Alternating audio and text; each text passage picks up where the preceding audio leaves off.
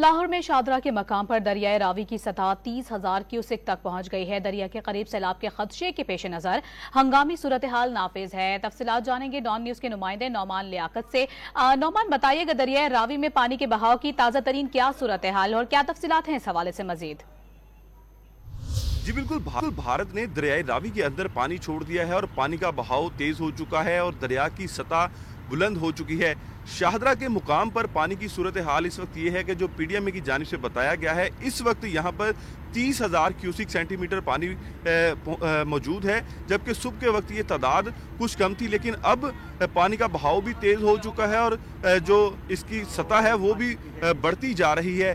دوسری جانب آپ کو دریا کے اندر کے مناظر دکھا سکتے ہیں، آپ دیکھ سکتے ہیں کہ پانی کی سطح جو ہے وہ بتدریج بلند ہو رہی ہے، بہاؤ جو ہے وہ بڑھتا جا رہا ہے اور یہ بتایا گیا ہے ریسکیو کی جانب سے کہ اب سے کچھ دیر بعد یہ جو سطح ہے وہ مزید بلند ہو سکتی ہے۔